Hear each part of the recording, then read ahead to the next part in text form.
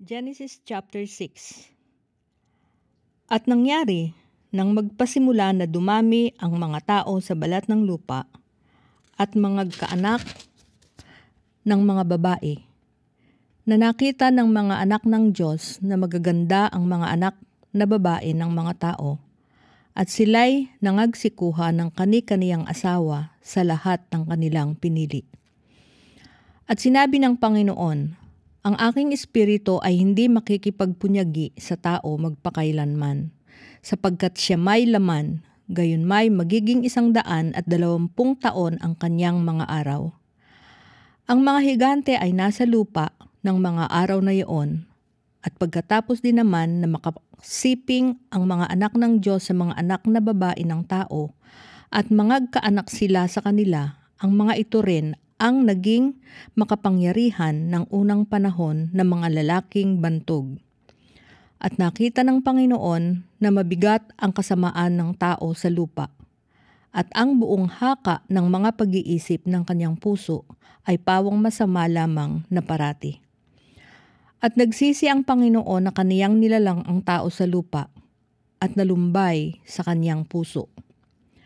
At sinabi ng Panginoon, lilipulin ko ang tao na aking nilalang sa ibabaw ng lupa, ang tao at gayon din ang hayop at ang mga umuusad at ang mga ibon sa himpapawid, sapagkat pinagsisisihan ko na aking nilalang sila. Datapwat si Noe ay nakasumpong ng biyaya sa mga mata ng Panginoon. Ito ang mga lahi ni Noe. Si Noe ay lalaking matuwid at sakdal noong kapanahunan niya.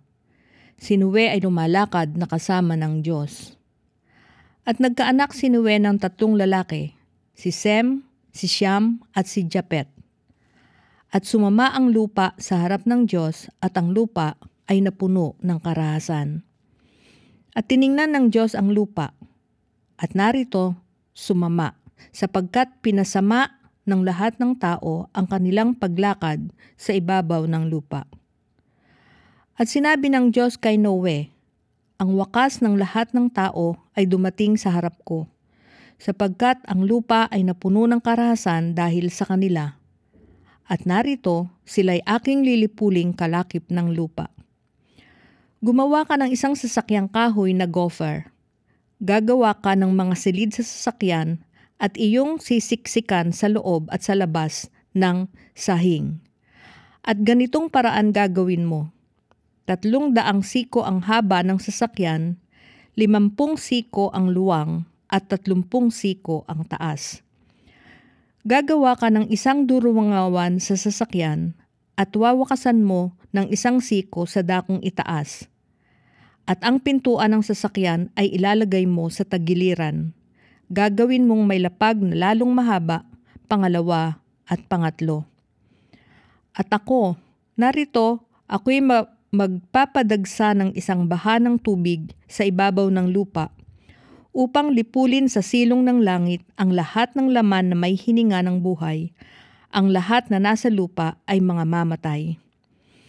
Datapwat pagtitibayin ko ang aking tipan sa iyo, at ikaw ay lululan sa sasakyan, ikaw at ang iyong mga anak na lalaki, at ang iyong asawa at ang mga asawa ng iyong mga anak na kasama mo.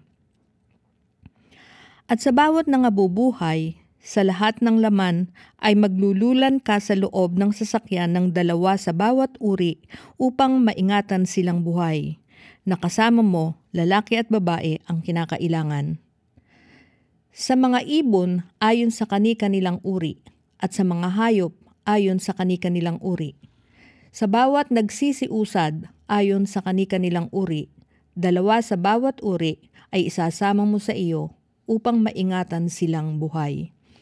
At magbaon ka ng lahat na pagkain na kinakain at imbakin mo sa iyo, at magiging pagkain mo at nila.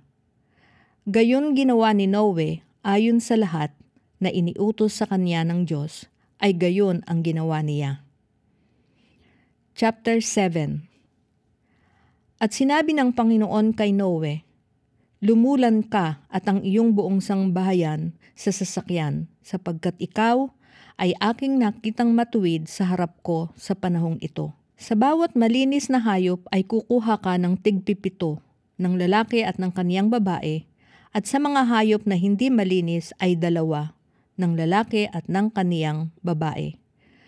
Gayon din naman sa mga ibon sa himpapawid, tig-7 ng lalaki at ng babae, upang ingatang binhing buhay sa ibabaw ng buong lupa. Sapagkat 7 araw pa, at pauulanan ko na ang ibabaw ng lupa ng 40 araw at 40 gabi, at aking lilipulin ang lahat ng may buhay na aking nilikha sa balat ng lupa. At ginawa ni Noe ayon sa lahat na iniutos sa kanya ng Panginoon. At may 600 taon si Noe nang ang baha ng tubig ay dumagsa sa ibabaw ng lupa. At lumulan sa sasakyan si Noe at ang kaniyang mga anak at ang kaniyang asawa at ang mga asawa ng kaniyang mga anak dahil sa tubig ng baha. Sa mga hayop na malinis at sa mga hayop na hindi malinis at sa mga ibon at sa bawat umuusad sa ibabaw ng lupa ay dalawang dumating may kay Noe sa sasakyan na lalaki at babae ayon sa iniutos ng Diyos kay Noe. At nangyari na pagkaraan ng 7 araw na ang tubig ng baha ay umapaw sa ibabaw ng lupa. Sa 600 taon ng buhay ni Noe, ng 2 buwan sa 17 araw ng buwan ng araw ding yaon, ay nangasira ang lahat ng bukal ng lubhang kalaliman at ang mga durungawan ng langit ay nabuksan. At umulan sa ibabaw ng lupa ng 40 araw at 40 gabi. Nang araw ding yaon, ay lumulan sa sasakyan si Noe at si Sem at si Siyam at si Japet, na mga anak ni Noe at ang asawa ni Noe at ang 3 asawa ng kanyang mga anak na kasama nila. Sila at ang bawat hayop gubat ayon sa kani-kanilang uri, at lahat ng hayop na maamo ayon sa kani-kanilang uri, at bawat umuusad sa ibabaw ng lupa ayon sa kani-kanilang uri, at bawat ibon ayon sa kani-kanilang uri, lahat ng sari-saring ibon. At nagsadating kay Noe sa sasakyan na 2 ang lahat ng hayop na may hinga ng buhay. At ang mga nagsilulan ay lumulang lalaki at babae ng lahat na laman gaya ng inuutos sa kaniya ng Diyos, at kinulong siya ng Panginoon.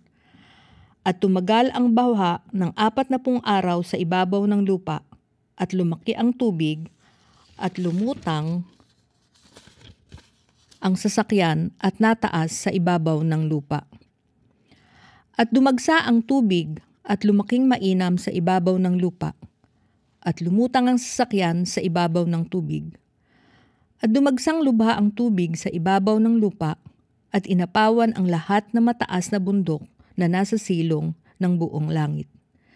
15 siko ang lalim na idinagsa ng tubig, at inapawan ang mga bundok. At namatay ang lahat ng lamang gumagalaw sa ibabaw ng lupa, ang mga ibon at gayon din ang hayop at ang hayop gubat, at ang bawat nagsisiusad na umuusad sa ibabaw ng lupa, at ang bawat tao.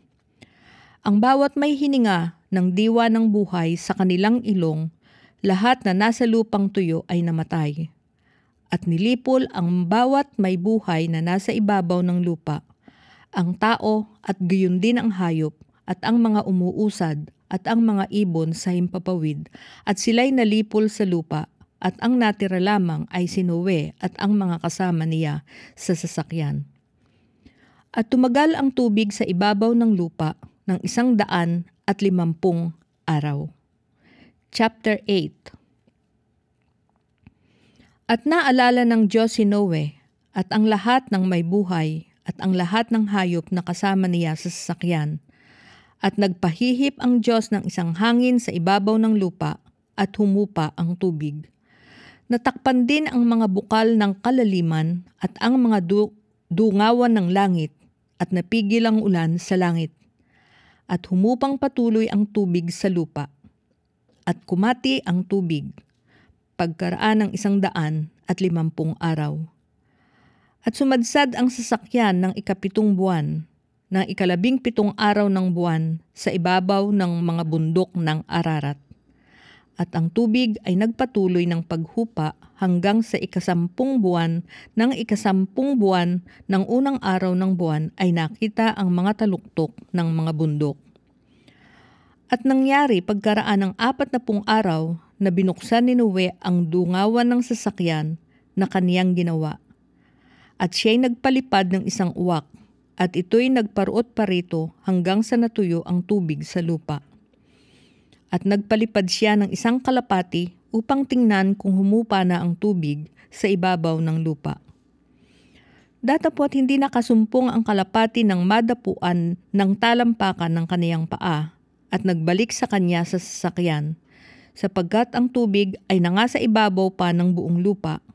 At iniunat ang kaniyang kamay at hinawakan at ipinasok niya sa sasakyan. At naghintay pa ng muling 7 araw at muling pinalipad ang kalapati sa labas ng sasakyan.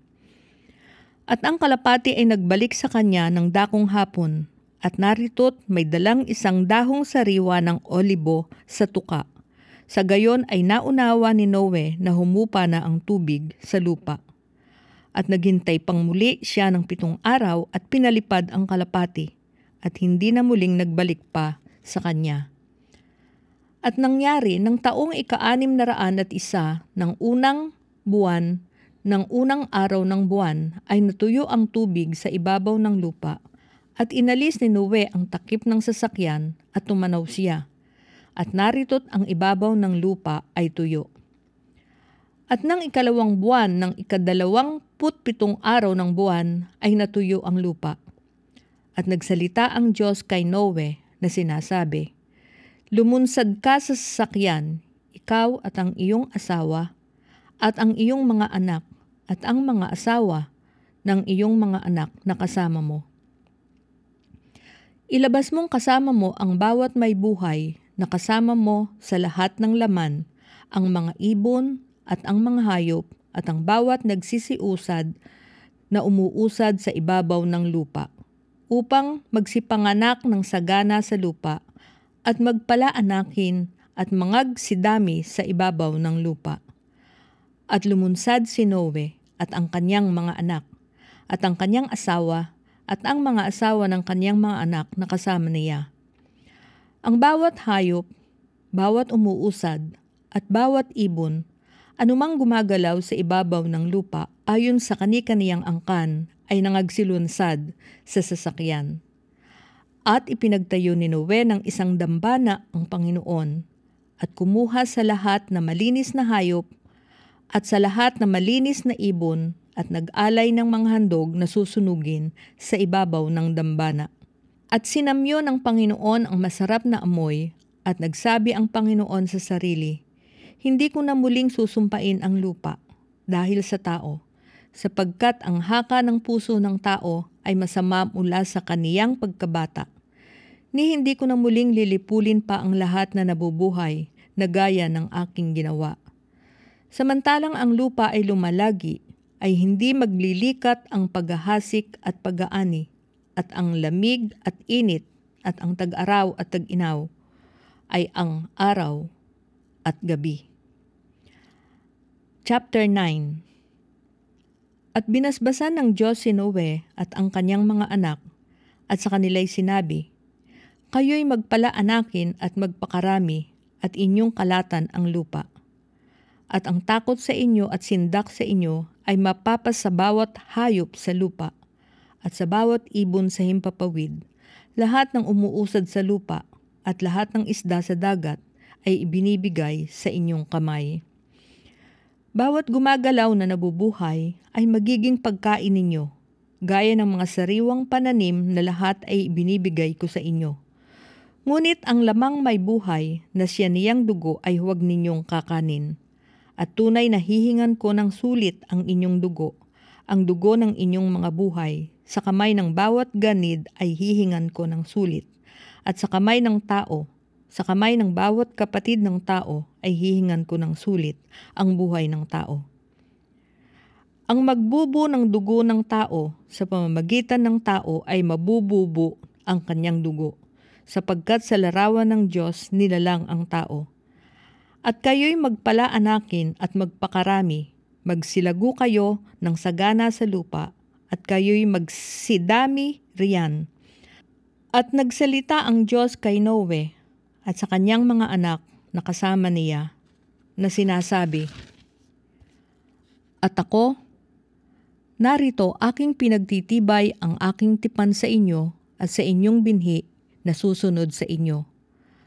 At sa bawat nilikhang may buhay na kasama ninyo, ang mga ibon, ang hayop at bawat ganid sa lupa na kasama ninyo, sa lahat ng lumunsad sa sasakyan, pati sa bawat ganid sa lupa. At aking pagtitibayin ang aking tipan sa inyo, ni hindi ko nalilipulin ang lahat ng laman sa pamamagitan ng tubig ng baha, ni hindi na magkakaroon pa ng bahang gigiba ng lupa." At sinabi ng Diyos, "Ito ang tanda ng tipang ginawa ko sa inyo, at sa bawat kinapal na may buhay na kasama ninyo sa buong panahon. Ang aking bahaghari ay inilalagay ko sa alapaap, at siyang magiging tanda ng tipan ko at ng lupa. At mangyayari, pagka ako'y magbababa ng isang alapaap sa ibabaw ng lupa, na makikita ang bahaghari sa alapaap. At aalalahanin ko ang aking tipan na inilagta ko sa akin at sa inyo, at sa bawat kinapal na may buhay sa lahat ng laman. At ang tubig ay hindi na magiging bahang lilipol ng lahat ng laman. At ang bahaghari ay pasa sa alapaap at aking mamasdan, upang aking maalala ang walang hanggang tipan ng Diyos at ng bawat kinapal na may buhay sa lahat ng lamang nasa ibabaw ng lupa." At sinabi ng Diyos kay Noe, "Ito ang tanda ng tipang inilagta ko sa akin at sa lahat ng laman na nasa ibabaw ng lupa." At ang mga anak ni Noe na nagsilunsad sa sasakyan ay si Sem at si Siyam at si Japet, at si Siyam ay siyang ama ni Kanaan. Ang tatlong ito ay mga anak ni Noe, at sa mga ito'y nakalatan ang buong lupa. At nagpasimula si Noe na maging magbubukid at naglagay ng isang ubasan, at uminom ng alak at nalango, at siya'y nahubaran sa loob ng kaniyang tolda. At si Siyam na ama ni Kanaan ay nakakita ng kahubaran ng kaniyang ama, at isinaysay sa kaniyang dalawang kapatid na nangasa labas. At kumuha si Sem at si Japet ng isang balabal at isinabalikat nilang dalawa, at lumakad ng paurong at tinakban ang kahubaran ng kanilang ama, at ang mukha nila ay patalikod at hindi nila nakita ang kahubaran ng kanilang ama. At nagising si Noe sa kanyang pagkalango sa alak, at nalaman ang ginawa sa kanya ng kanyang bunsong anak. At sinabi, "Sumpain si Kanaan, siya'y magiging alipin ng mga alipin sa kaniyang mga kapatid." At sinabi niya, "Purihin ang Panginoon, ang Diyos ni Sem, at si Kanaan ay magiging alipin niya. Pakapalin ng Diyos si Japet, at matira siya sa mga tolda ni Sem, at si Kanaan ay maging alipin niya." At nabuhay si Noe pagkaraan ng bahang gumunaw ng 350 taon. At ang lahat ng naging araw ni Noe ay 950 taon at namatay. Chapter 10. Ito nga ang salit-saling lahi ng mga anak ni Noe, si Sem, si Siyam at si Japet. At sila'y nangagkaanak pagkaraan ng bahang gumunaw. Ang mga anak ni Japet, si Gomer at si Magog, at si Madai, at si Jaban, at si Tubal, at si Meshek, at si Tiras. At ang mga anak ni Gomer, si Askenas, at si Rifat, at si Tugarma. At ang mga anak ni Jaban, si Elisa, at si Tarsis, si Sitim, at si Dodanim. Sa mga ito nangabahagi ang mga pulo ng mga bansa sa kanilang mga lupain na bawat isa'y ayon sa kani-kaniyang wika, ayon sa kani-kanilang angkan, sa kani-kanilang bansa. At ang mga anak ni Siyam, si Kus at si Mizraim, at si Put at si Kanaan. At ang mga anak ni Kus, si Seba at si Habila, at si Sabta at si Raama, at si Sabtek. At ang mga anak ni Raama, si Shiba at si Dedan. At naging anak ni Kus si Nimrod, siyang napasimulang maging makapangyarihan sa lupa. Siya ay makapangyarihang mangangaso sa harap ng Panginoon, kaya't karaniwang sabihin, gaya ni Nimrod na makapangyarihang mangangaso sa harap ng Panginoon. At ang pinagsimula ng kaniyang kaharian ay ang Babel, at ang Erek, at ang Akad, at ang Kalne sa lupain ng Shinar. Buhat sa lupaing yaon ay napasa Assyria at itinayo ang Ninibe, at ang Rehobotir, at ang Kala, at ang Resen sa pagitan ng Ninibe, at ng Kala na siyang malaking bayan. At naging anak ni Mizraim si Ludim, at si Anamim, at si Lehabim, at si Naptuhim, at si Patrusim, at si Kasluwim na siyang pinagbuhatan ng mga Pilisteo, at ang Kaptorim. At naging anak ni Kanaan si Sidon na kaniyang panganay, at si Het, at ang Jebuseo, at ang Amoreo, at ang Gergeseo, at ang Hebeo, at ang Araseo, at ang Sineo, at ang Aradyo, at ang Samareo, at ang Amateo. At pagkatapos ay kumalat ang mga angkan ng Kananeo. At ang hangganan ng Kananeo ay mula sa Sidon, kung patungo sa Gerar hanggang sa Gaza, kung patungo sa Sodoma at Gomora, at Adma, at Sebuwim hanggang Lasa. Ito ang mga anak ni Siyam ayon sa kani-kanilang angkan, ayon sa kani-kanilang wika, sa kani-kanilang mga lupain, sa kanilang mga bansa. At nagkaroon din naman ng mga anak si Sem na ama ng lahat ng mga anak ni Heber, na siya ring lalong matandang kapatid ni Japet. Ang mga anak ni Sem, si Elam, at si Azur, at si Arpaksad, at si Lud, at si Aram. At ang mga anak ni Aram, si Uz, at si Hul, at si Geter, at si Mas. At naging anak ni Arpaksad si Sala, at naging anak ni Sala si Heber. At nagkaanak si Heber ng 2 lalaki. Ang pangalan ng unay Peleg, sapagkat sa mga araw niya'y nahati ang lupa, at ang pangalan ng kanyang kapatid ay Joktan. At naging anak ni Joktan si Almodad, at si Shelep, at si Hazarmavet, at si Jera, at si Hadoram, at si Usal, at si Dikla, at si Obal, at si Abimael, at si Shiba, at si Opir, at si Habila, at si Jobad. Lahat ng ito ay mga naging anak ni Joktan. At ang naging tahanan nila ay mula sa Mesa, kung patungo sa Sipar, na siyang bundok sa silanganan. Ito ang mga anak ni Sem ayon sa kani-kanilang angkan, ayon sa kani-kanilang wika, sa kani-kanilang lupain, ayon sa kani-kanilang bansa. Ito ang mga angkan ng mga anak ni Noe, ayon sa kani-kanilang lahi, sa kani-kanilang bansa, at sa mga ito nangabahagi ang mga bansa pagkatapos ng bahang gumunaw.